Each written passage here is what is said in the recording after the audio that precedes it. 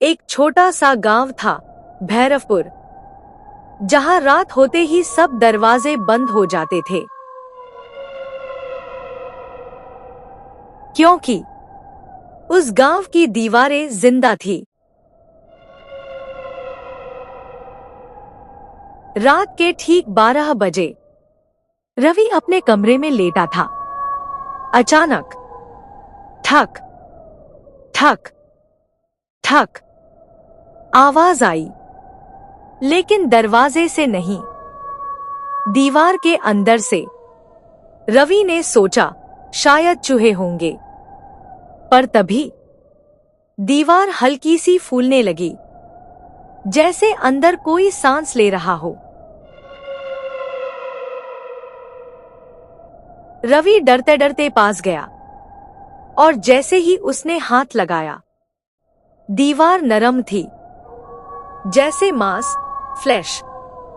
अचानक दीवार के अंदर से एक आंख खुल गई, सीधे रवि को घूरते हुए, और एक फटी हुई आवाज आई, मुझे बाहर निकालो। अगले दिन रवि ने गांव के बुजुर्ग से पूछा। बुजुर्ग ने कांपते हुए बताया, ये घर पहले एक तांत्रिक का था। वो लोगों को मारकर उनकी आत्मा को दीवार में बंद कर देता था। जो भी उस घर में रहता है, वो भी दीवार का हिस्सा बन जाता है।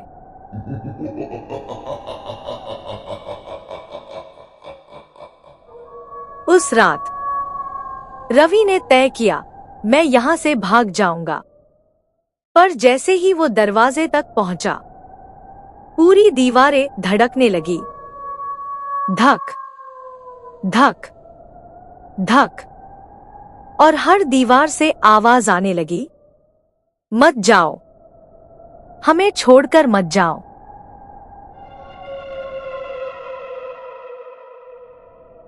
रवि भागने लगा, लेकिन अचानक उसका पैर जमीन में धंसने लगा। फर्श भी मांस जैसा नरम हो गया था, और फिर दीवार से कई हाथ बाहर निकले और उसे पकड़ लिया। रवि चीखता रहा, बचाओ। अगली सुबह गांव वाले आए, दरवाजा खोला, कमरा खाली था, लेकिन दीवार पर एक नया चेहरा उभरा हुआ था, रवि का चेहरा, और उसकी आंखें धीरे धीरे खुली। तुम अगला हो।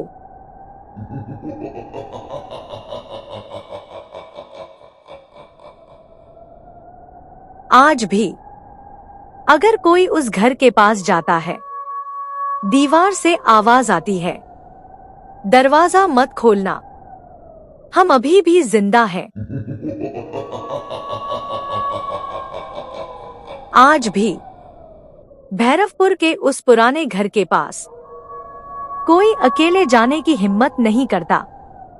कहते हैं, जो भी वहां जाता है, उसे अपने नाम से आवाज सुनाई देती है, अरे सुनो, जरा इधर आओ। शुरू में लगता है जैसे कोई अपना बुला रहा हो, लेकिन वो आवाज दीवार के अंदर से आती है। एक बार गांव का एक लड़का, मोहन, हिम्मत करके उस घर के पास गया। जैसे ही वो दरवाजे के पास पहुंचा, दरवाजा अपने आप कारारारार की आवाज के साथ खुल गया। अंदर अंधेरा था, लेकिन दीवारें हल्की हल्की हिल रही थी। धक धक धक। मोहन डर गया, लेकिन फिर भी उसने अंदर कदम रखा। अचानक उसे लगा कोई उसके पीछे खड़ा है। वो पलटा, लेकिन वहां कोई नहीं था। तभी दीवार पर उभरा हुआ एक चेहरा धीरे धीरे हिलने लगा। वो चेहरा रवि का था। उसकी आंखें पूरी तरह खुल चुकी थी और इस बार वो मुस्कुरा रहा था। रवि, दीवार से तुम आ ही गए। अब तुम हमें छोड़कर नहीं जा पाओगे। मोहन भागने लगा, लेकिन दरवाजा खुद ही बंद हो गया। धड़ाम! पूरी दीवारें अचानक जोर जोर से धड़कने लगी। धक धक धक धक। और फिर हर दीवार से चेहरे निकलने लगे। बूढ़े, बच्चे, औरतें, सैकड़ों चेहरे। सब एक साथ बोले, हम बहुत समय से इंतजार कर रहे थे। मोहन चिल्लाया, मुझे जाने दो। लेकिन तभी फर्श पिघलने लगा और उसका शरीर धीरे धीरे नीचे धंसने लगा। उसने आखिरी बार दरवाजे की तरफ देखा, लेकिन अब वहां सिर्फ दीवार थी। कुछ देर बाद सब कुछ शांत हो गया। अगली सुबह गांव वाले फिर इकट्ठा हुए। दरवाजा खोला गया। कमरा फिर से खाली था, लेकिन अब दीवार पर दो चेहरे थे। एक रवि और दूसरा मोहन।